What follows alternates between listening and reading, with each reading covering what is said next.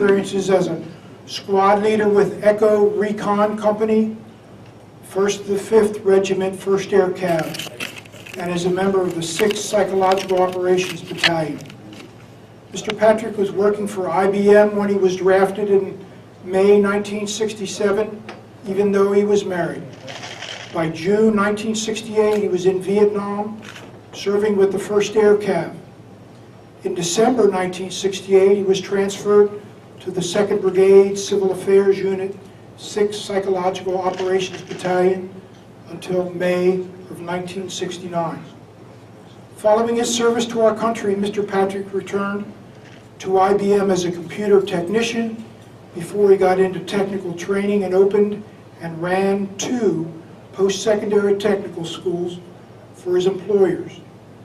He developed chronic PTSD in the mid-80s and worked for his son as a barista in his son's coffee shop. Mr. Patrick has been married to his wife Judy for almost 50 years, and they have 2 children and 6 grandchildren. For fun, he likes to read and play poker.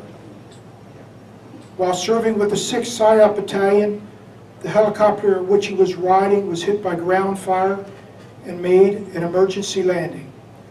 That and other experiences in Vietnam gave Mr. Patrick the impetus to write his memoir, Never-Ending Battle, How Vietnam Changed Me Forever, his ongoing battle with PTSD.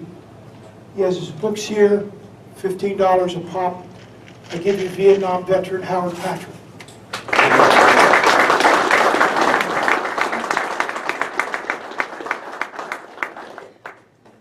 I think I can speak loud enough. Can everybody hear me in the back?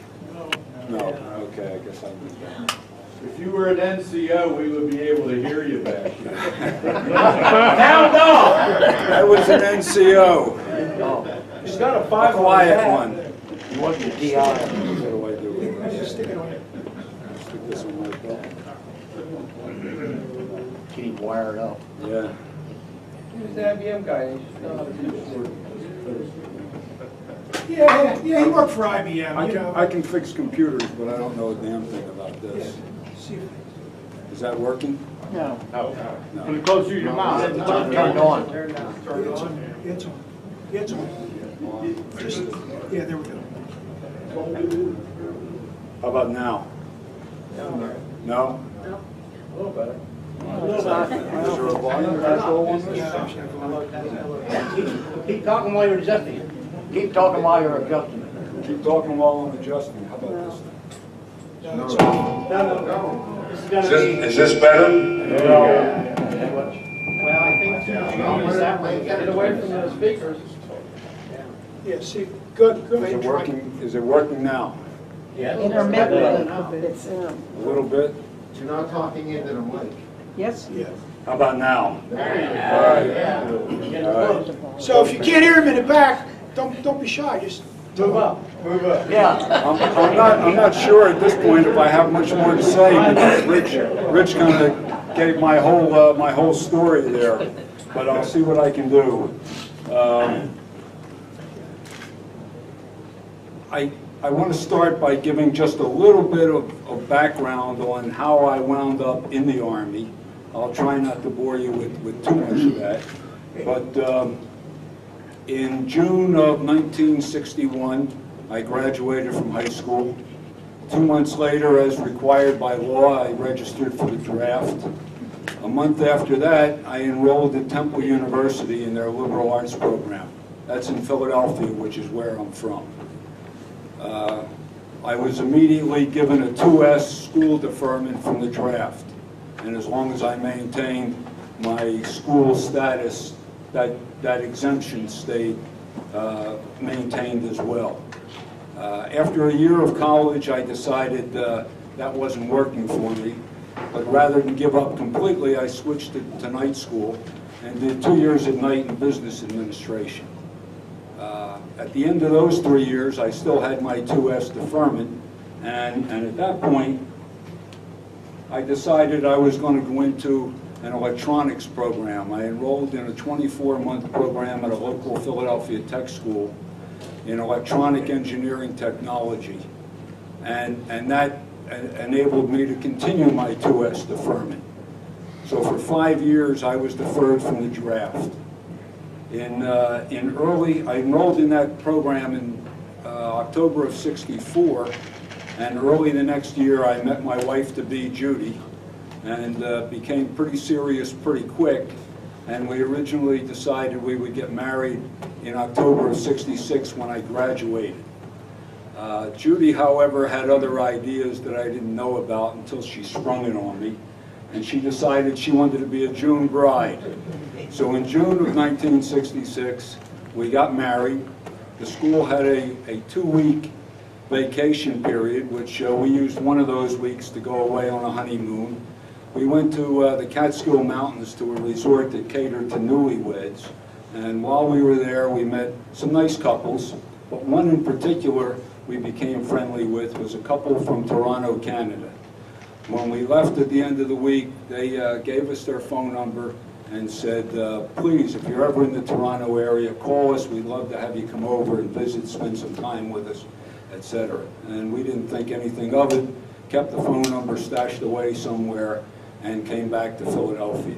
Judy went back to her job, I went back to school, and 4 months later, I graduated from the engineering program and immediately took a job with IBM. I was a customer engineer, which was IBM's fancy title for computer technician. At that point in my life, I'd have to say I was literally on cloud 9. I was a very happy newlywed. I was thrilled with the job I had. I was working for the premier computer company of the time, and everything was terrific. And that lasted 5 months. In March of '67, I got my official draft notice from Uncle Sam, and in fact, all during the 2 years that I was at the electronics school, one of the guys that was in my class, who was an Army reservist, who had already had his 6-month active duty. For some reason, he liked to taunt everybody but me more than anybody else. And every chance he got, he would come up to me and he'd point his finger at me and he'd say, "Howard, you wait.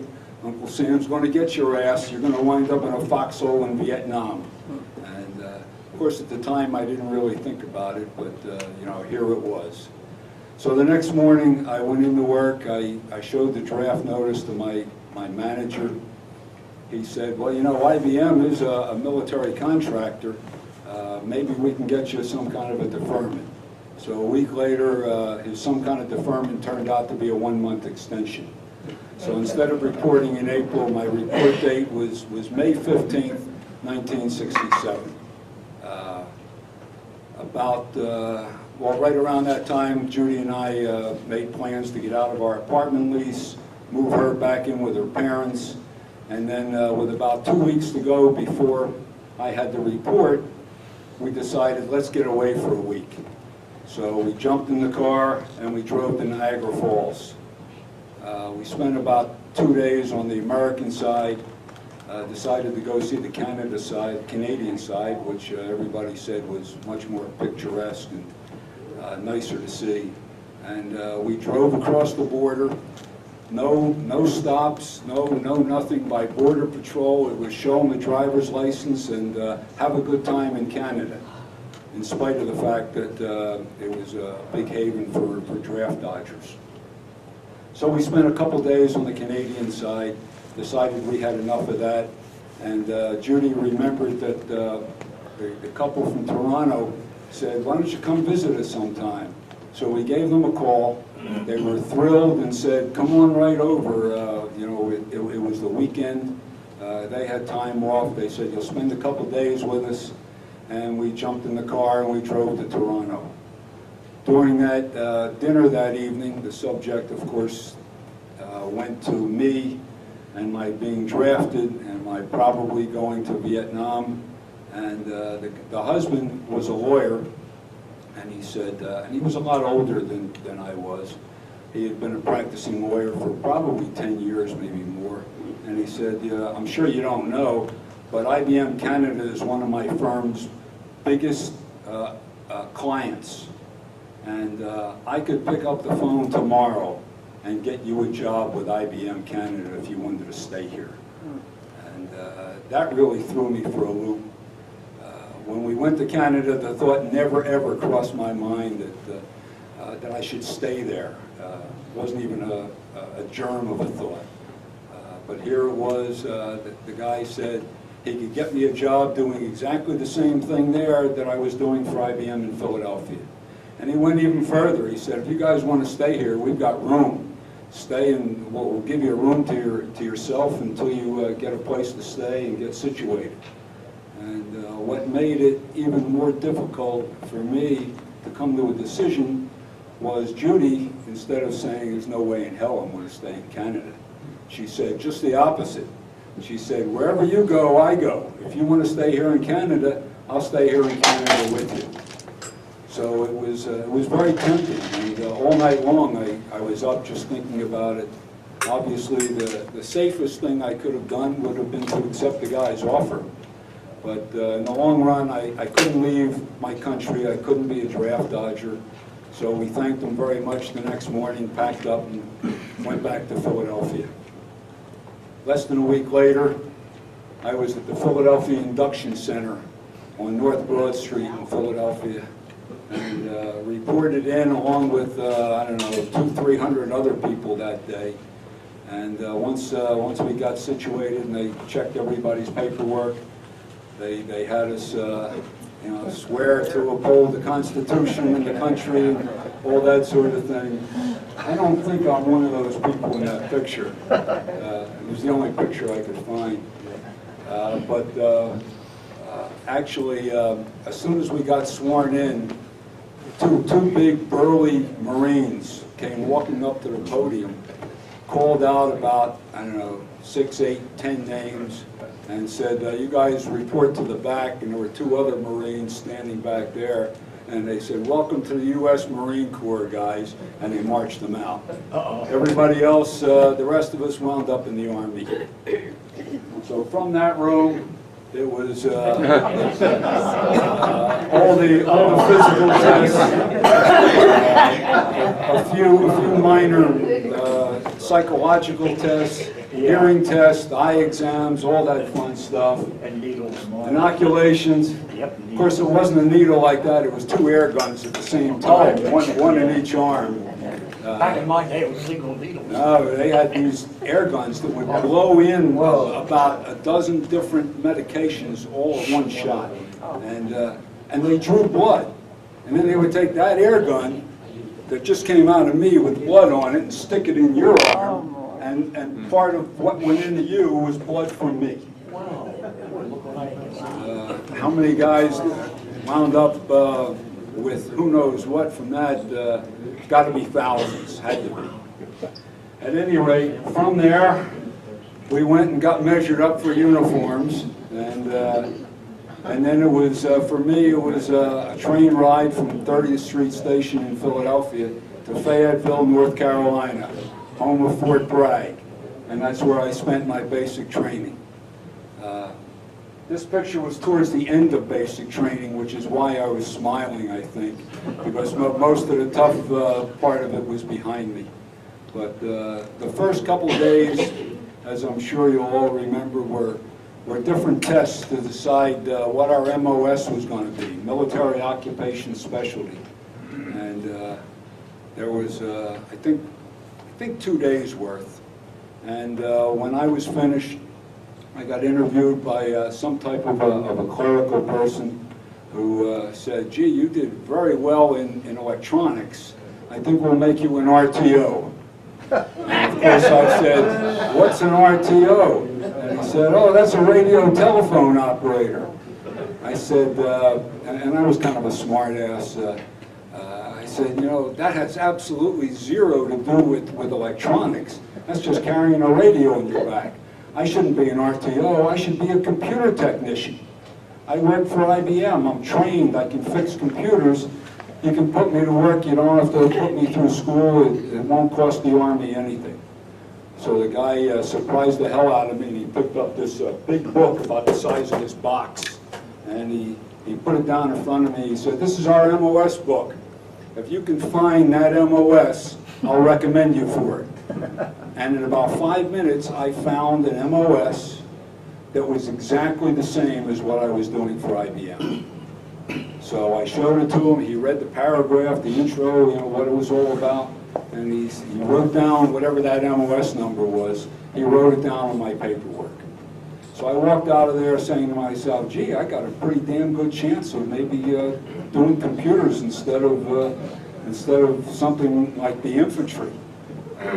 And then the next day, I got called back into that building, and an officer interviewed me, and he said, "We'd like to have you go to OCS, Officer Candidate School.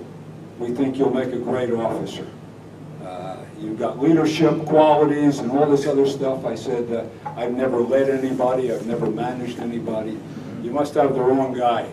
And he said, "No, you're one of the guys that we want for this." And it really sounded pretty good when he got done with his talk about it. And if I wasn't married, I have a pretty good feeling that I would have accepted. But the downside was you had to give the Army 2 years after you got your commission. And it took 10 months to go from where I was that day till I got the lieutenant bars. And that meant 10 more months, what did I say, 10 days? 10 months. 10 months more in the Army than I was already scheduled to give them. And like I said, if I wasn't married, I probably would have accepted, but considering I was, I didn't want to give them 10 more days, let alone 10 more months. So I tactfully declined. And then it was, you know, off to a zillion and a half push-ups every day and all kinds of other fun stuff. And towards the end of basic, I don't know why I had a blank on there. But at the end of basic, about a week before basic was over, orders came down. I was looking forward to my computer job, and what I wound up with was 11 Bravo. Light Weapons Infantryman is the official title. Grunt is the unofficial title. So that's where I was. And from there I had to go to AIT, which in general is Advanced Individual Training. For the infantry, it's Advanced Infantry Training. And my AIT was at Fort Jackson, South Carolina. So it was another train ride, and down to Fort Jackson.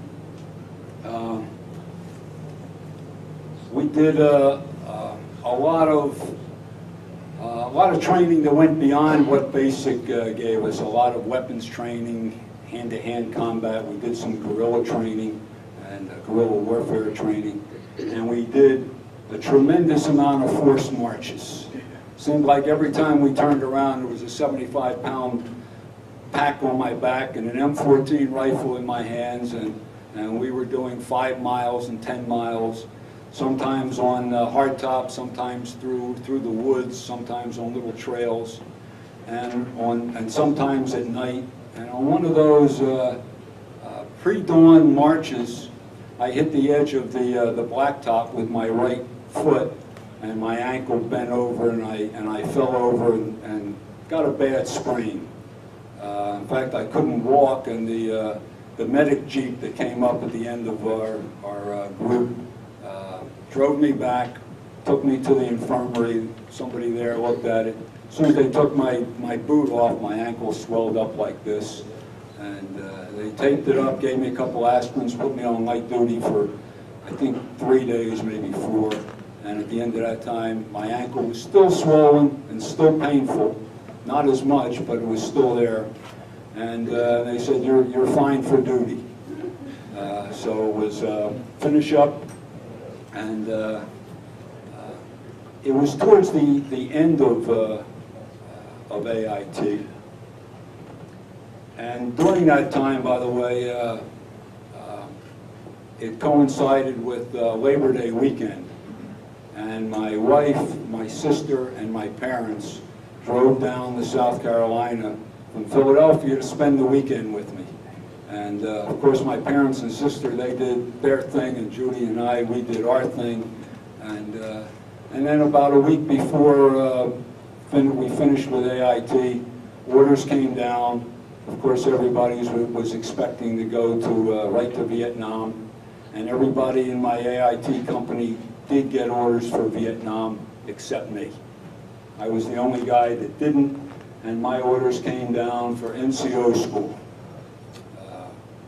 The previous year, as Vietnam got more, as we got more and more involved in Vietnam, not only were officers getting killed at a high rate, but NCOs were getting killed off at an even higher rate.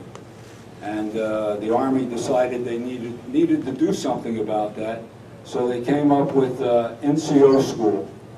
And all they did was train us to be squad leaders or fire team leaders. That was it. It didn't cover anything that NCOs might have been doing or might have had responsibilities for in peacetime. This was strictly combat training. And it was a 22-week course. The first 11 weeks were at Fort Benning, Georgia, and that was the actual combat training with a lot of emphasis on guerrilla warfare, on Vietnam warfare. They had jungle camps, DC-type jungle camps made up. They had villages made up. And looking back on it, I have to say it was as realistic as it could have been under non-combat, non-actual conditions. And it was very, very good training. At the end of that time, I had to go to Fort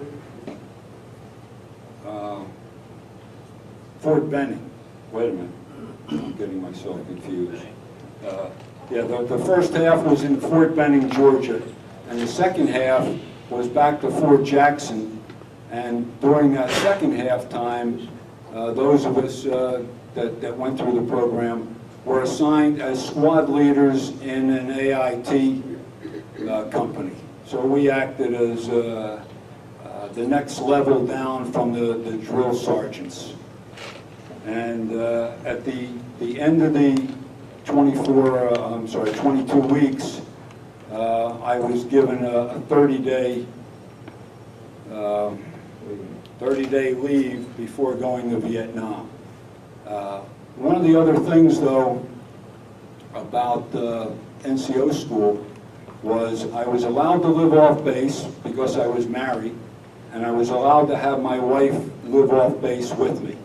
So for 22 weeks, Judy and I were living together in South Carolina and in Georgia. And when I actually went home after AIT, I had 1 week at the end of AIT before I had to report for NCO school.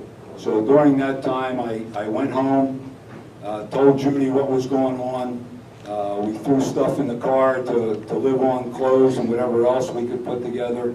And right before we left, she said, I've got a surprise for you.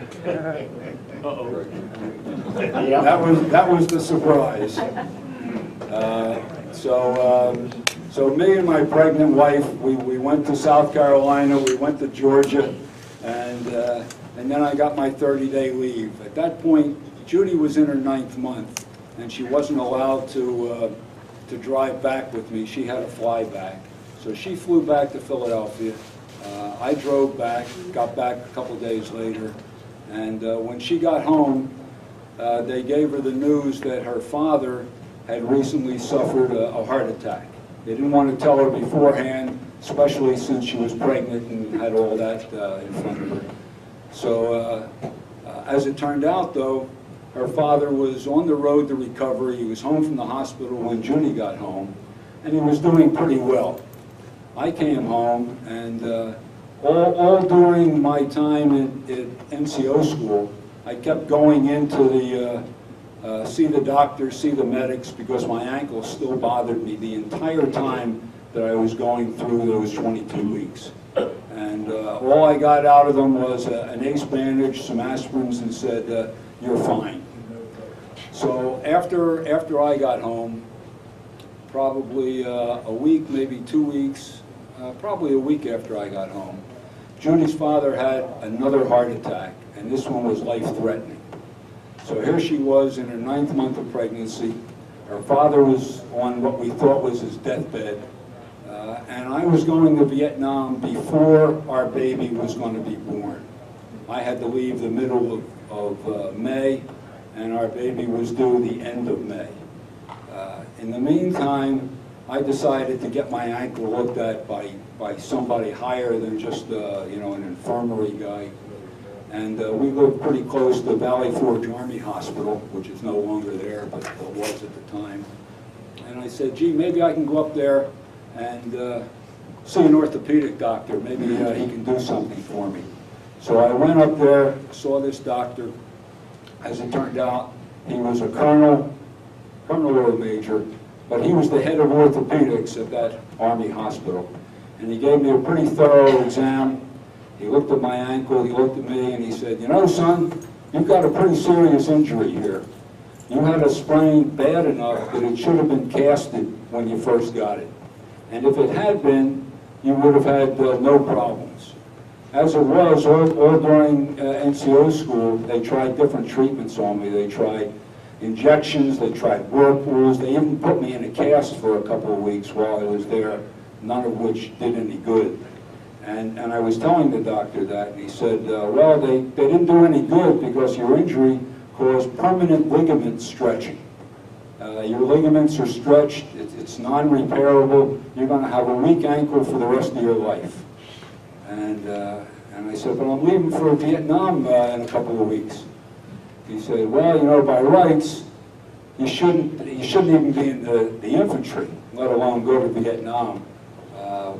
And right away, my heart started beating, and I said, gee, he's going to give me something to get me out of this. And instead, he looked at me and he said, but you know what, son?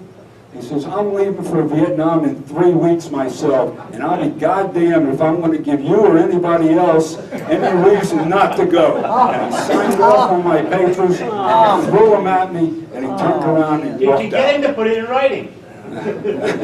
I wish I had a recorder with me. As it turned out, many years later, I spent probably a month trying to find his name on the wall, but I couldn't find it there.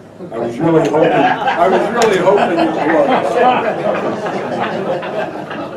was. So anyway, so I came back. I told Judy what happened because she was, hopeful that I would get some kind of a reprieve from leaving. And of course, I told her the story, and she got even more upset than she had been. And the following week, she had an appointment with her doctor, and her doctor immediately saw how worked up she was. And, we told him all that was going on. And he wrote me a letter saying he felt it was medically necessary for me to be home till the birth of our baby. And I immediately didn't pass go, didn't stop, didn't do anything. I ran right to Fort Dix, New Jersey with his letter and with my orders. And I was expecting, somebody just went like this. That's what I was expecting. They gave me a 30-day emergency medical leave. And I didn't have to leave until the 6th of June. And our daughter was born on May 27th. So 10 days later, I left for Oakland, California, took a plane ride from Oakland with a stop off in Hawaii, which was strictly for refueling. They let us out off the plane to stretch our legs, and we had about an hour delay there. And they ushered us into this room, probably about half the size of this part of this room. And it had a couple of bathrooms, a couple of vending machines and soda machines, water fountain, chairs, and 3 doors that were all locked. Apparently they had some experience with guys going AWOL from Hawaii. So they prevented that from happening with us. So it was back on the plane, and on June the 7th, we landed at Benoit Airfield to the whatever the center was, the induction center. And they herded us all into a room, and after a while started calling out names. And as they got a group together, they said, all right, you're going to the first division, and you're going over here, and you're going over there, and there were two of us left. And they said, you two guys are going to the first cav. And all through my Army stay up till that point, all I heard was, I sure hope the hell you don't go to the first cav. That's as bad or worse than being a Marine. So here I was. They put us on a C-130 and flew us into Ankh, which was in the eastern part of the Central Highlands, and that's where the CAV was headquartered at that time. And they gave me orders. Orders were for Echo Company, E Company 1st of the 5th, which was part of the 2nd Brigade. And the brigade was working out of Fire Base Barber? I think it was Barber. Fire Base Barber in Quang Tri Province. Quang Tri, for anybody that knows of it, is just south of the DMZ. And that's where I started out. Echo Company was a newly formed unit. A few months prior, probably 3 or 4 months prior, the Army decided they needed another company. They had A, B, C, and D companies. They needed an E company, and they put these E companies in most of the divisions, most of the combat divisions. And I don't know exactly what the mission of all those other units, those other E companies were, but for Echo Recon in the 1st Cav, it was 3 platoons, and I say recon because recon was the most prevalent. The 3 platoons were reconnaissance, mortars, and radar. You'll notice I have question marks next to radar. Nobody knew what the hell a radar unit was going to do in Vietnam, at least far from an Air Force base. We had no guys assigned to the radar unit, so it was on paper, but it was non-existent. The mortar platoon was supposed to be for base security, and when I got there in June, the unit had just been formed the month before, and there were 2 guys in the mortar platoon who did absolutely nothing, and a week after I got there, they were put in the recon unit. So for all practical purposes, Echo Company was strictly a recon unit. And there I was, there I am. That was back in my smoking days, which started when I was 11 years old, and lasted until I was 40. This was my new home, a bunker that myself on the right and the other squad leader shared. When I got there, there was 1 squad in Echo Recon, about 10 guys, maybe 12, and I was assigned 2nd squad leader. The squad that was there was split in half, and little by little we got a few more guys, and eventually there was a 3rd squad that was formed as well. But we shared the bunker with all the critters that you can imagine. The ants, the bugs, the mosquitoes, the scorpions, the rats, and some other things that I won't name. As an E5? What's that? As an E5? As an E5, yeah. When I graduated NCO school, I was promoted to Sergeant E5. This was our trash dump on one side of the hill that we lived on. And this is how we got rid of our trash.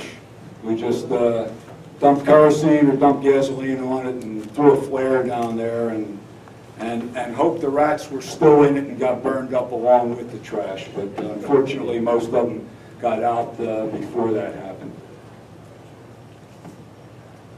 This was an enemy weapons cache that we found in one of the expanded tunnels.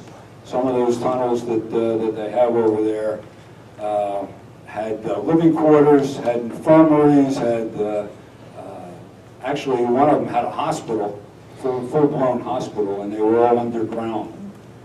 All those weapons were underground as well. All those weapons were underground till we pulled them out. Yeah, they put the Mexicans to shame. This was our mission as part of Echo Recon. Conduct daytime reconnaissance, sweep through suspected enemy areas, provide information to the battalion, and at times, I should have put that in quotation marks, at times engage smaller enemy units that were encountered. We also conducted nighttime recons and squad-size ambushes. And we were supposed to be ready and available anytime we weren't out in the field, which was hardly never, to assist one of the line companies if they got into some stuff and needed some backup and some help. Our mission, other than ambushes, was primarily to gather information and stay out of trouble. Don't engage the enemy. Our small recon unit, in its first year of operation, the most we had was 3 squads, and the most manpower we had was maybe 30 people at a time that actually went out on field missions. And yet in that first year of operation, we had the highest kill ratio of any unit in the 1st Cavalry Division during that same 12-month period. We were in the thick of it every time we turned around. Fortunately, we had very few casualties. And, you know, they showed in a lot of movies in the past, a lot of war movies, where they're going to get a unit together for a special mission, and they go down to the prisons and they take all the guys that are in there for murder and robbery and all that stuff, and you know, basically take the worst they can get and put them together and train them, and they go out and do a fantastic job. In a small way, that's the way Echo Recon was formed. Not with guys that were in jail, but the other units, the other companies, the other 4 companies in our battalion, they were asked, the company commanders were asked to give up a couple of guys, and they gave to join Echo Company, and they gave up the guys they didn't like, didn't want, felt couldn't do anything. And yet it turned out to be just the opposite. So that's what we were there to do. And as I said, we often, more often than not, got into some kind of trouble. We did a lot of ambushes. Anytime we set up an ambush, we would put out claymore mines, we would put out trip flares, and Hit them I'm hard and sure. fast and run. What's that? Hit them hard and fast Hit and them hard run. and fast and run, absolutely. Most of you, many of you have seen or used a claymore mine, and the key things here are these 3 words: front, towards, enemy. I don't know if anybody, I assume they had it that way because some people turned it around the wrong way. But you can see from the curve of it, you know, the curve is like this, so you would think automatically that should be the way to put it out. That's logic. That's logic. That doesn't follow suit with the military. I've heard some Marine units that actually set them up backwards. Well, we were on an ambush one night. We were on a 2-squad ambush, and we heard noises. We were in some pretty thick overgrowth area. We had the claymore set up in a semicircle. We were here. Semicircle was there. Trip flares were out on the trail that we were looking at, and we heard noises, but we couldn't tell if they were people or not. We suspected who they were, but we weren't absolutely sure. First we thought they were animals, and it kept up all night long. And some of the guys were you know, they had their hands on the plunger for the claymore, and were ready to do it. And myself and the other squad leader, we said, no, we're not going to do anything until we're absolutely certain who's out there and what's going on. So we did nothing. When dawn came, all the noises, of course, were gone, and our claymores were facing in instead of out. The VC had snuck up and took every one of our claymores and quietly just turned them around, made noise, hoping like hell we would set them off. Fortunately, we didn't. So from that time on, we booby-trapped our own claymores. We put pressure switches underneath them, so if you picked it up to turn it around, it would go off immediately. And but that never happened again. I did also experience 3 situations of friendly fire. And as I say on the slide there, friendly fire is certainly not very friendly, and especially with me if it came in threes. My first encounter with our own bullets, actually our own rockets, was we were on a patrol, daytime patrol, and we were walking down one side, just on. We were walking down one side of a ridge, and a Huey was flying over, and from the other side of the ridge, the Huey took gunfire, AK-47s. And normally you would expect them to open up on the area that they were receiving the fire from. This guy just did a 90-degree turn and left the area. And as he did, 2 of these guys showed up, Cobra gunships. They were hiding in the clouds, and as soon as the Huey turned, obviously he told them he was receiving fire, and as soon as the NVA or the VC, whoever it was that was firing, as soon as they saw those gunships, they dumped into tunnels or wherever. They got lost, and the only movement that the gunships saw was us. We were walking down a trail, and before we knew it, the first gunship swept down and opened up with rockets on the trail. And the concussion from those rockets literally blew us off the trail, right into the woods on both sides.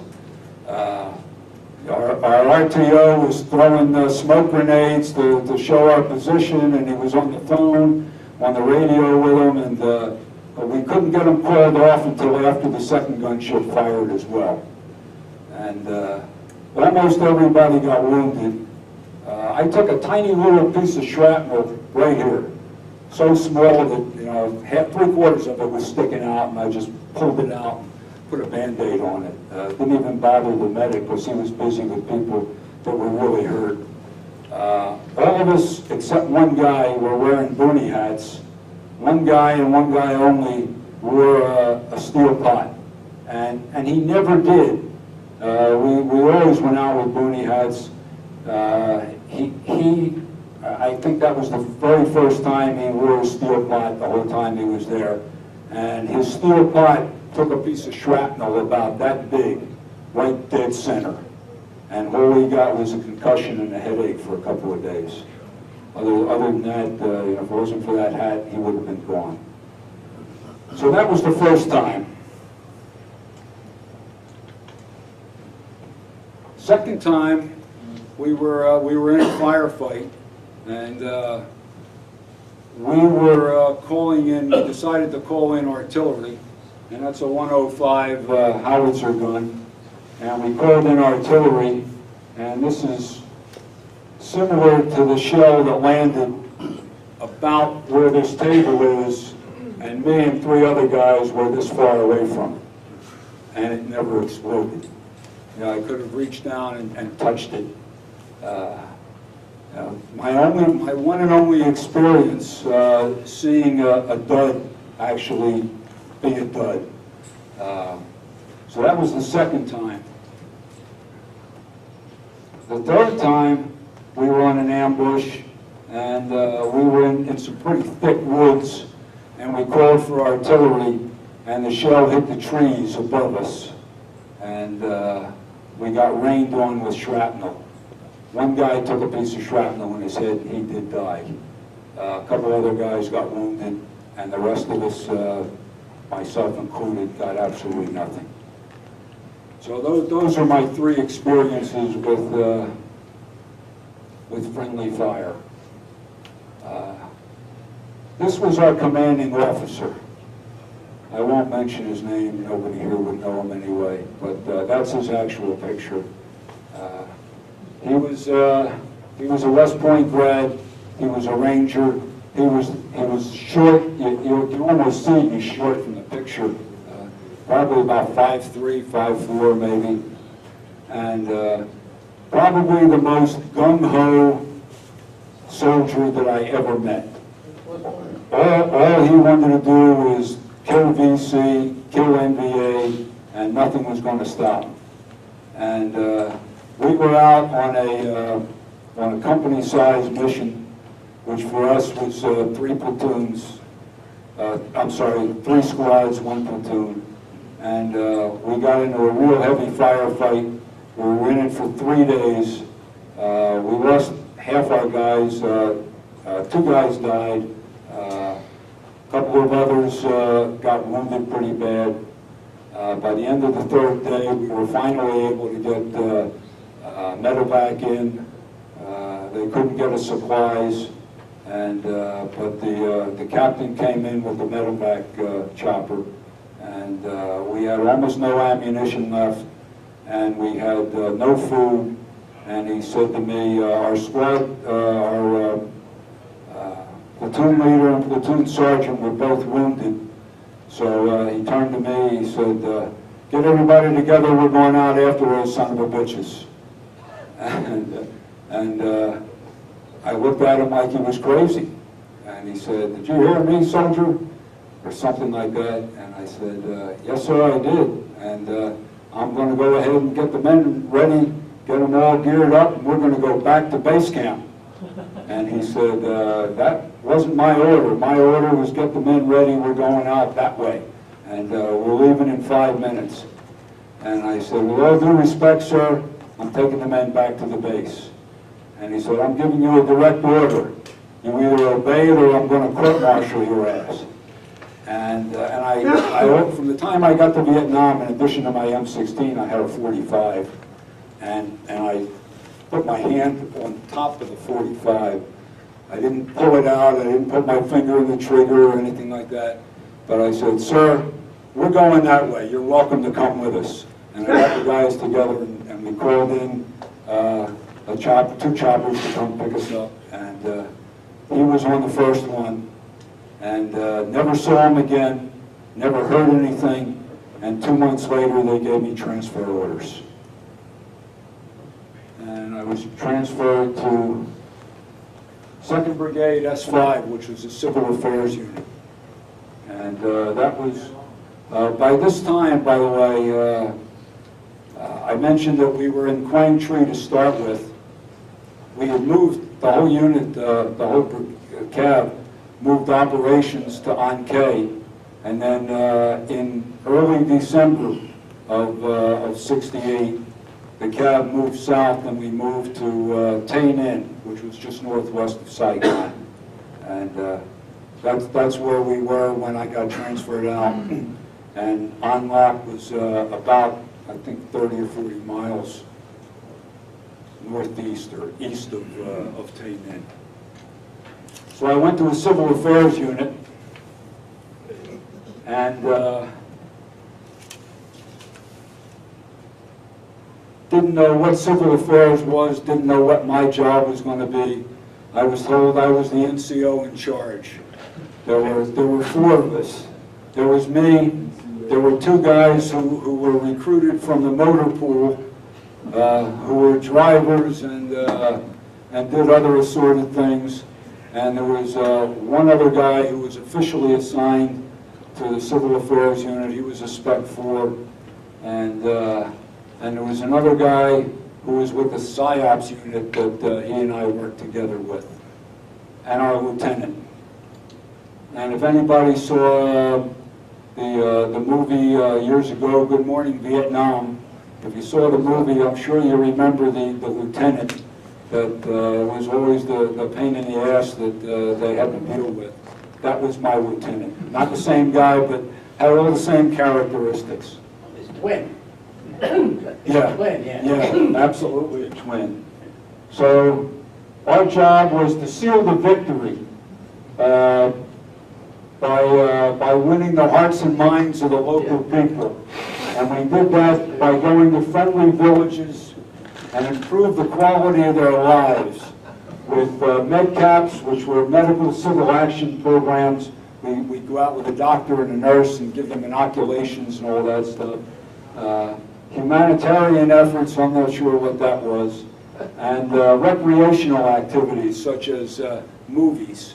My first day there, he introduced me to the guys that I would be working with, and as the day wore on, I got assigned an M16. I still had my 45, and he said, your first mission is this evening. You and the two motor pool guys, and Scotty, he was the other guy who was actually assigned to Civil Affairs. You're going into this village and you're going to show them movies. And it was dusk, and by the time we got set up, it was dark. And we had no support. There was, I think I was the only one with a rifle. There may have been one other, I'm not sure. And a couple of 45s. So we would do that sort of thing. That was Scotty on the right. And the Vietnamese soldier, he was my Vietnamese interpreter that was assigned to me. And that was one of the MedCaps that we went on. And we were just out in the middle of nowhere. I was more nervous in these civil affairs missions than I ever was with Echo Recon. Because with Echo Recon, we were prepared. We were ready for a fight. We were armed. Here we were prepared for nothing. We were prepared to get shot. A couple days later, the lieutenant said, by the way, the 6th PSYOPs Battalion is here on the base, and we work hand in hand with them, and you're going to be doing PSYOPs missions. PSYOPs missions was to take this 1,000-watt speaker system that hung out of the open door of a Huey, and the Vietnamese interpreter would sit right here, and he'd broadcast surrender messages to the VC. This was one of the pilots. This guy is Chad, who I'll tell you about later, and that was me. And my job was to hang out at the other open door and dump thousands upon thousands of these leaflets, which tell the VC they're fighting a losing battle, you got to give up, you got to surrender. And of course that pissed them off, and we would take fire every time we went out.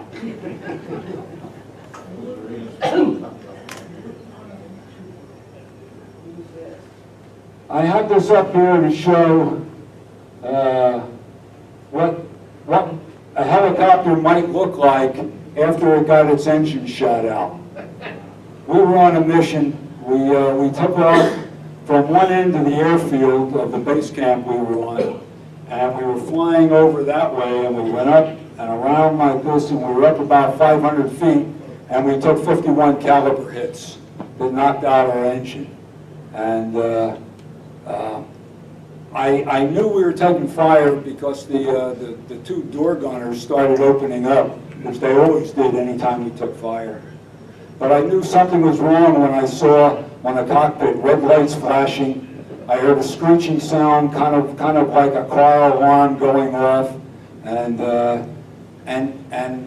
I could hear the gunfire, which normally you can't hear because we were sitting right underneath the engine, and the engine's turning the blades and all that, but I could hear it, and I said, something's not right. We lost our engine, and the pilot was, normally the Hueys can do what they call auto gyrate, auto rotate. And, but I think you have to be up at a certain altitude to be able to do that, I'm not sure. 215, we pulled it out. Well, he was having trouble, but the pilot managed to go from here all the way around, and as we came back around to the airstrip from the other end, we were losing altitude fast, and we came down, and we hit the ground, and we bounced up about 400 feet, or what seemed like it, and we went like this, all the way down, and landed at almost the same spot that we took off from. Quite a landing. Of course, by that time, the fire crew was out there, the crash crew, and they were hosing it down, and we scrambled off of there. Fuel was spilling all over the place. It didn't explode, and it didn't catch fire, I guess because of the quick action of the crash crew. And we could see later when we went back to look at it, we could see gigantic holes in that thing all over the place. So the next day, when my lieutenant said, "Get ready, I've got another PSYOPs mission for you," my response was, "Sir, I'm not leaving the base under any circumstances until it's time for me to get out of here." And I had another threat of court-martial, which I completely disregarded, and went into a bunker and stayed there for the 2 weeks that I had remaining. And at that time, one of the helicopter pilots that I became fairly friendly with, he knew it was my last day. He said, "Come on, I'll fly you back to Benoit." And I said, "No way, I'm not going up in another helicopter ever again. You know, I'll wait for a convoy, anything." And he said to me, this isn't the same one, but it was a chopper just like this. He said, "But I just commandeered this coach, this Loach, light observation helicopter, and he said, if I don't use it, I'm going to get in trouble, so get in." So I got in, he flew me back to Benoit, and that was it. So went back to the processing center and out-processed later that, I guess the next day, and back to Philadelphia.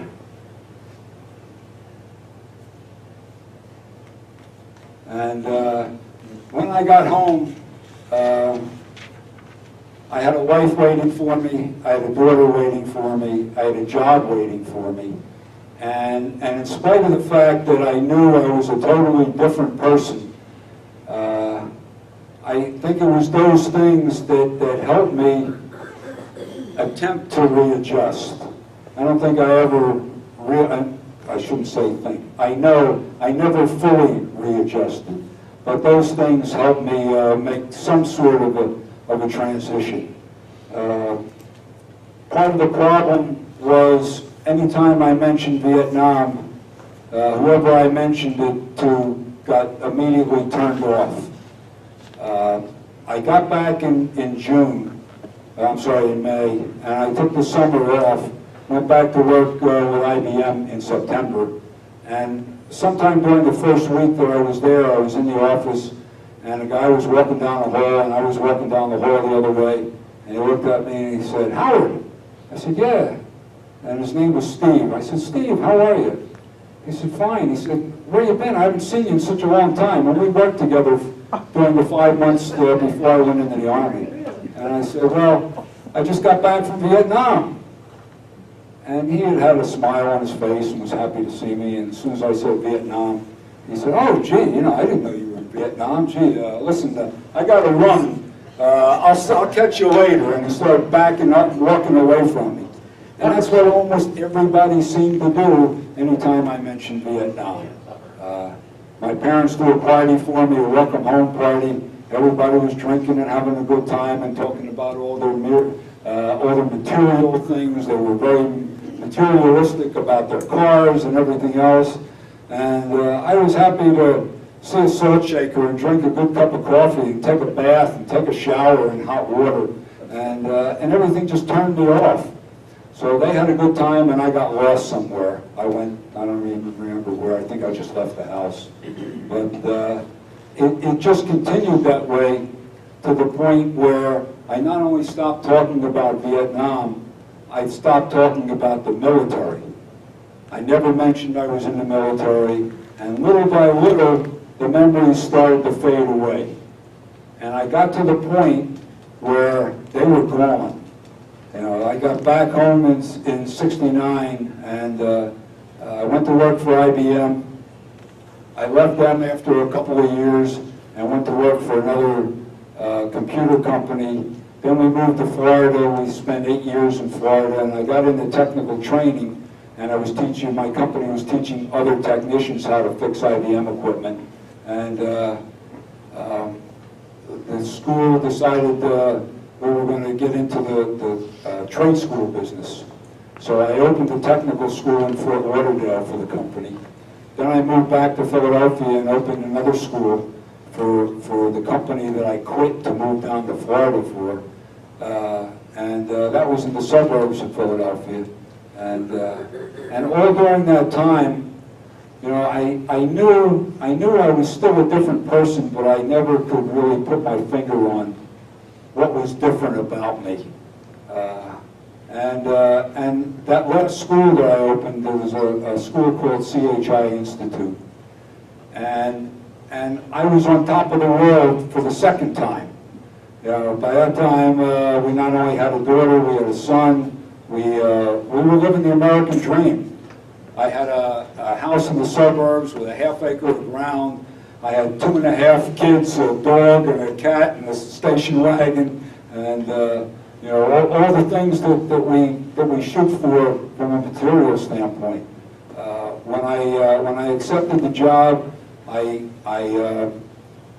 I wound up getting an actual piece of the company. I had a great salary.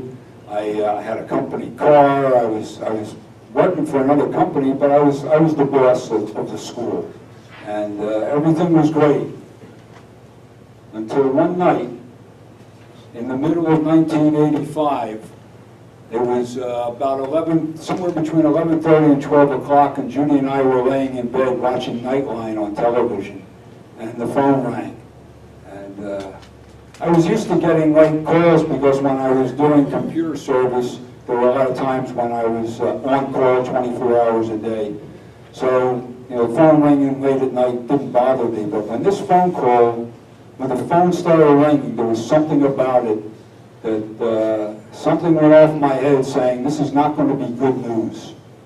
And I answered the phone and I said, hello? And the voice on the other end said, hello, is this Howard? I said, yes. Howard Patrick? Yes. Were you with Civil Affairs in Vietnam? I said, yes.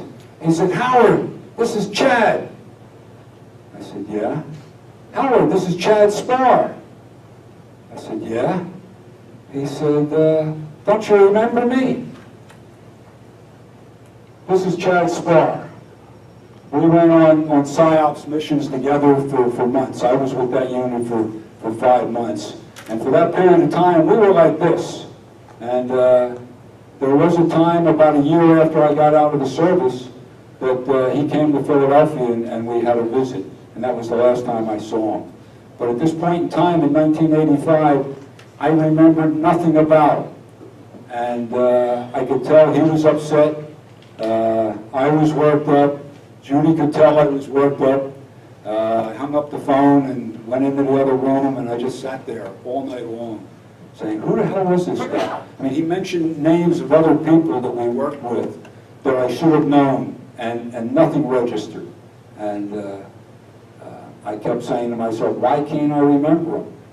And I couldn't. And I spent days that led into weeks, that led into months, and all I kept doing was trying to remember Chad, and I couldn't remember a damn thing about him. And in fact, I kept saying to myself, I don't even remember Vietnam. You know, I remembered 1 or 2 things. I remembered getting there. I remembered leaving. I remember had to go to Da Nang one time, and I stayed overnight at the Air Force facility, and at 2 o'clock in the morning, I had a steak dinner that was the best I've ever had in my entire life. The Air Force people really knew how to take care of their guys when it came to food. But those were pretty much the only things I remembered. And I just kept racking my brain. And finally, one night I was asleep and I had a dream. And the dream was, I was on a helicopter that just was getting shot down. And I started I started reliving that experience of when the chopper got shot down. I woke up in a sweat. I was scared to death. I was nervous. I was shaking. I remembered the dream. I remembered it vividly. But I didn't remember that that was an experience that I had. And so I just kept thinking and thinking and thinking and thinking. And I not only thought when I was home, when I was in bed, I was thinking when I was at work. And instead of working, all I was doing was saying to myself, why can't I remember these things? And my productivity went down. I was bored. I didn't have any interest. And then one day I remembered Chad. And things went downhill from there. Because that opened the door to more and more and more memories. And all the memory, I took that word back, not all. Some of the memories from Vietnam started to come back to me. And even to this day, I still don't remember everything. There's an awful lot of blanks that I have. My memory bank is like Swiss cheese. It's full of holes. But I remembered more, and the more I remembered, the worse I got. I was unhappy at work. I wasn't really working. And I was a basket case at home. And finally, I quit my job. I left CHI Institute. My boss was shocked. I just turned my back on it. And this was in '85. And from '85 until the early '90s, I probably went through, well, I worked for 3 different technical and business schools. And then I probably went through at least a dozen job changes. I couldn't concentrate. I couldn't stay focused on anything. And the nightmares turned into flashbacks.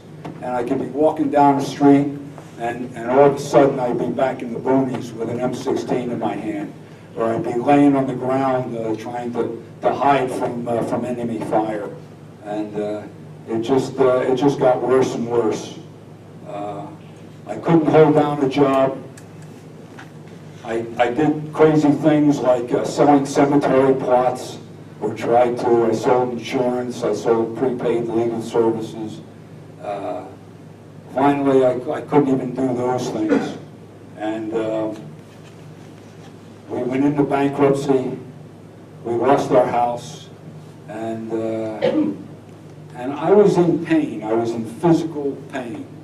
All the pressure of what I was going through was definitely causing me constant pain. And finally, one day I decided there's only one way to get rid of the pain. And I went to the liquor store and I bought a pint of booze. And I went to 7-Eleven and I bought a pack of cigarettes. And I hadn't smoked since Mother's Day Eve at 9:14 in the evening in 1983. And I had a bottle of pills that I brought with me, and I went to the woods in my car and lit a cigarette and down the whiskey and the pills. I remember lighting the second cigarette, and that's all I remember until 2 days later when I woke up in the hospital. Fortunately, somebody who was walking through the park, saw my car, saw me slumped over, and called the police. And they came and hauled me out and took me away. When I woke up, you know, my wife was there, my kids were there. They made me see a psychiatrist in the hospital, and they wanted to keep me there for 30 days, and somehow, I don't know how, I managed to talk my way out of that, and they let me go after a week if I would get psychiatric treatment. So I started seeing a psychologist, a woman who was recommended, and she never ever put two and two together and realized that all of this was Vietnam related, and that I had post-traumatic stress disorder. But you know, I didn't know what I had. She didn't know what I had.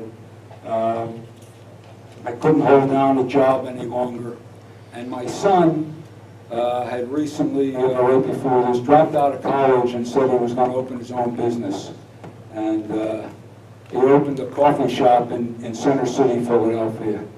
And when we lost the house, he was able to get an apartment for him and Judy and myself in town near where the store was. And he put me to work. Anybody else in 2 days would have fired my ass without a second thought, because I did more harm than good. But he kept at it with me.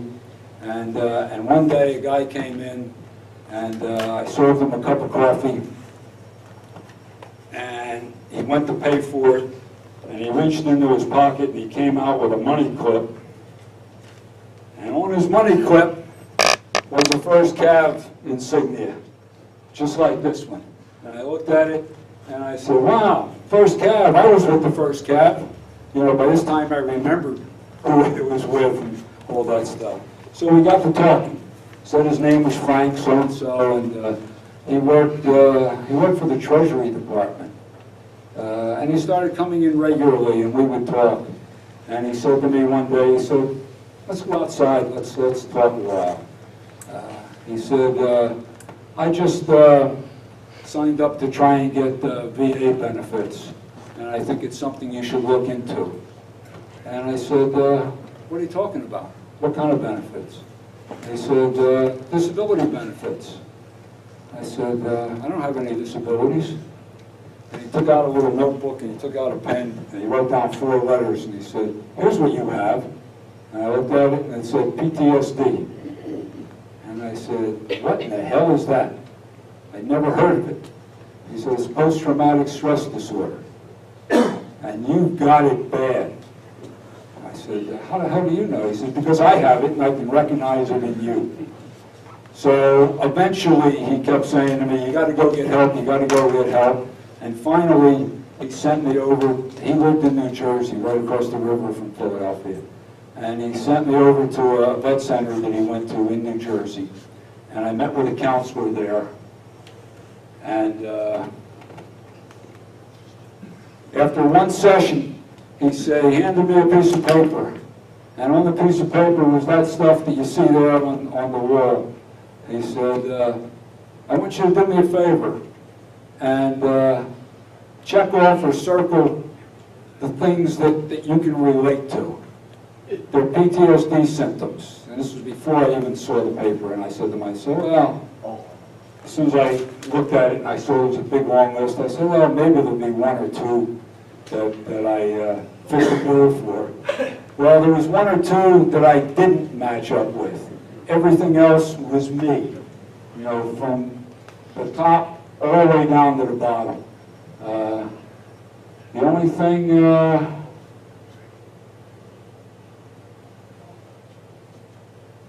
maybe all of these.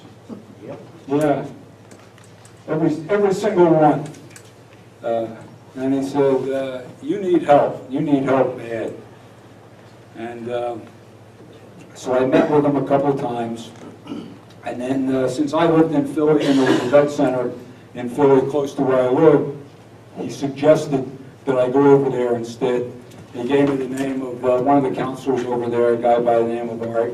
And he said Art was an Air Force vet. He's a good guy. The guy I was talking to in New Jersey, he was a Marine, Vietnam vet, and 2 years later he died from complications from Agent Orange. But he sent me over to Art, and I met with Art, and I also met with a veteran service officer who started talking to me about putting in for disability, and he said the first thing we need you to do is get over to the VA hospital and get into the health system. And did you ever do anything with the VA before? And I said, yeah, as a matter of fact, when I first got out of the service, they put me on a 10% disability. And then 2 years later, they called me in for a reevaluation. The doctor said, take off your shoes, take off your socks, put on your shoes, put on your socks, you're fine. And a month later, I got a notice saying I was no longer on disability.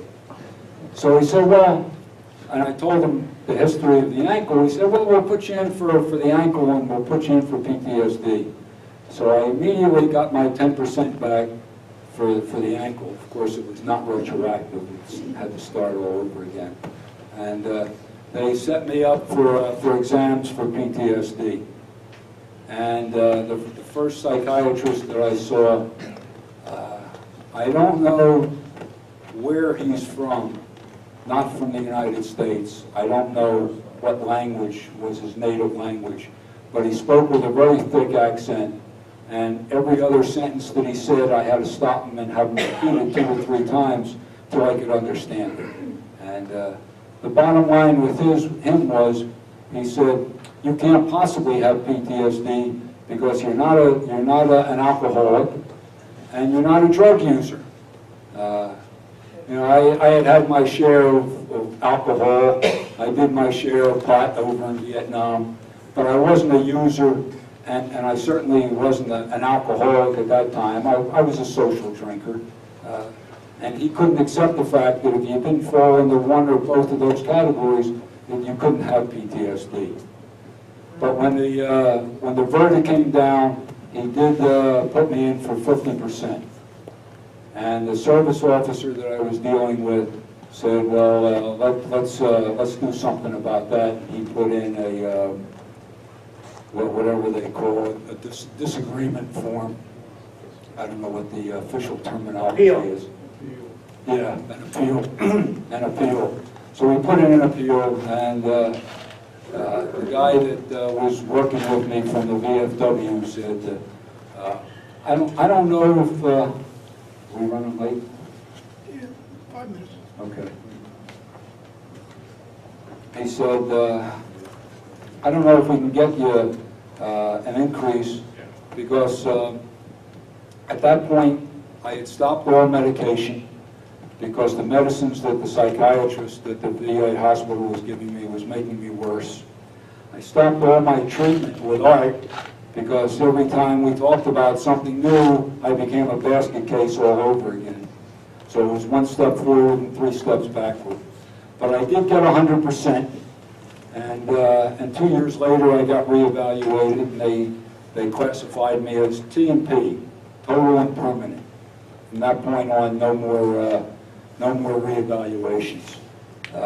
And about a year after that, my family talked me into going back into therapy, and this time I went into a group therapy session.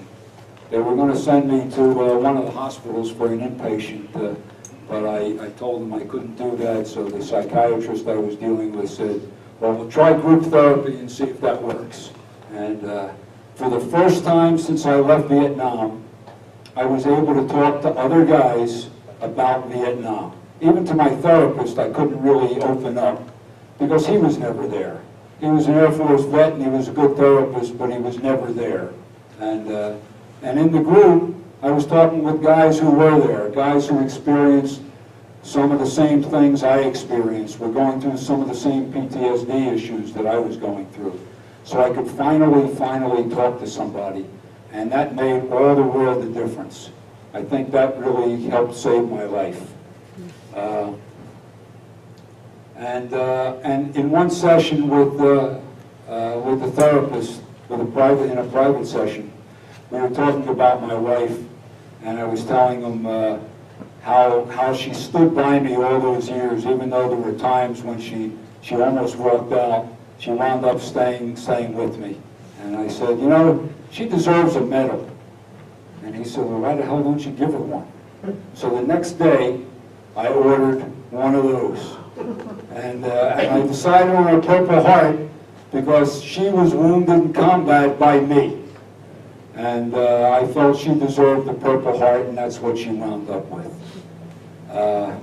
About 2012, I decided maybe it was time to let my wife and family know more about what I really went through. Judy read all the stuff that I brought home. She understood a lot. But I never talked war to her. I never talked about combat to her. And I felt she needed to know some of that stuff, and so did my kids, and maybe my grandchildren down the road. But I couldn't talk to her. So I decided, well, let me write about it. And I wrote a book that was intended just for Judy and my family. And when they all read it, they said, wow, this really opened our eyes. This was quite a learning experience and quite a positive experience. And then a couple of people outside the family wrote it and read it. And everybody said the same thing. They said, you know, you ought to write this, you ought to market this, you ought to publish it. So I changed the book around and rewrote it with the intention of putting in there stuff that if it helped my family, would help other families. And that's the book that I wrote. It took me about 2 years to get it written, and then I spent about a year trying to get published. And nobody would talk to me. No matter who I sent to, no matter who I talked to, no matter who I wrote to, they said, oh, there's so many things out there about Vietnam that we don't need another one. But I had more things in there than Vietnam. You know, one of the things I had was something that the therapist Art gave to the group about how families can help their loved one who may be suffering from post-traumatic stress disorder. And I'm not talking about just Vietnam vets, but any vet, any combat vet. So it had much more in there, and I felt if I could get this out to people, it could really, really help them. So that was my goal, but I wasn't successful at it. So in 2015, just a little over a year ago, I decided to self-publish it, and that's what I did. I have it available in paperback. I have it available as a Kindle download and as a Nook download on Amazon and on Barnes & Noble. But it really didn't do much. I put a website together where I tried to promote my book. And one of the things I said in the website that is important to me is I wanted to take whatever profits I got from it and donate that to groups that would help other PTSD guys.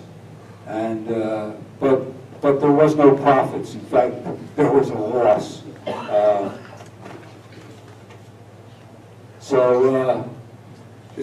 I was going to make a donation every Veterans Day. So this Veterans Day, without any money to donate, I decided to do something else. And I put it up on Amazon as a Kindle download for free. And during the 5-day period that centered around this past Veterans Day, anybody that was interested could download it for free. And 474 people downloaded it, which really, really made me feel good.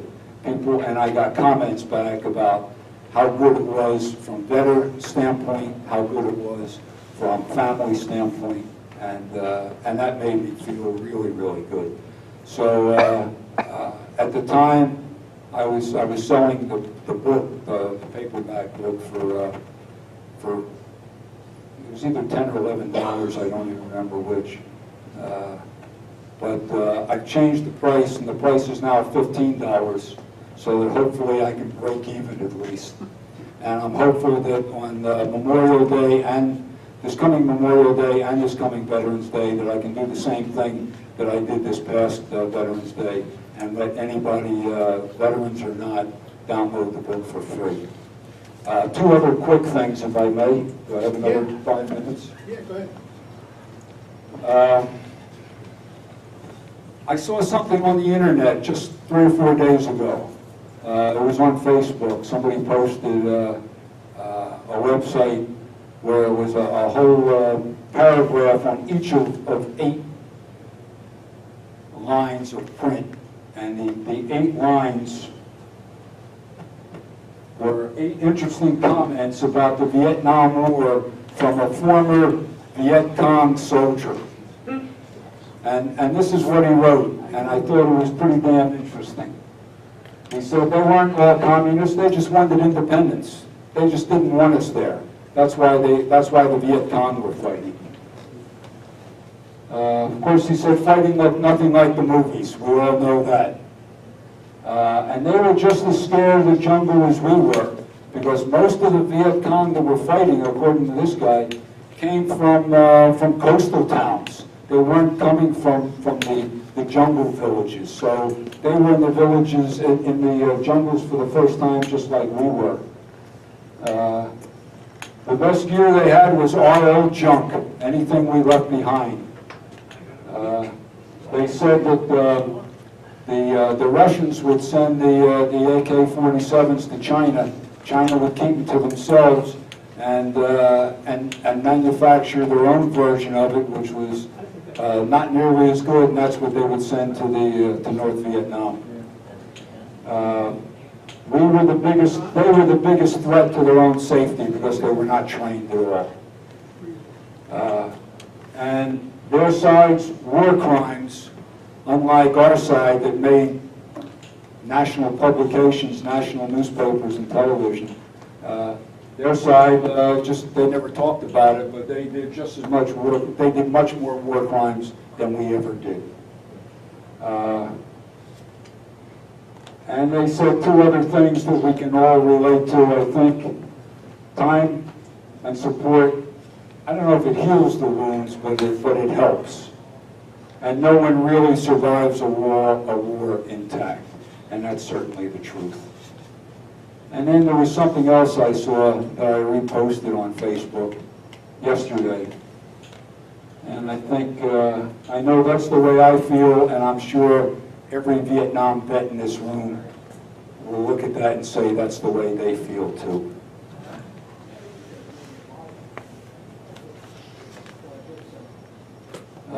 And there was something about why men who have been in battle want to reunite with other men that they were in battle with. Because they're their brothers. They're the only ones that they can really, really relate to on a total scale. And that's my presentation. I just have one more thing I'd like you all to do, and that is stand up with me while we salute those that never made it home.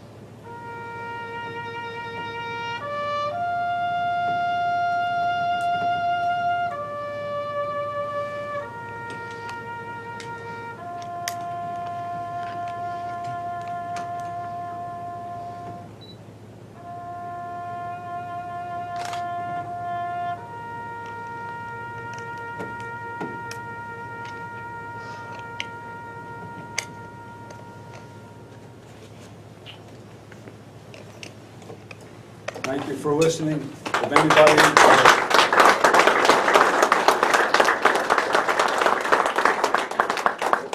is interested in the book, it's $15.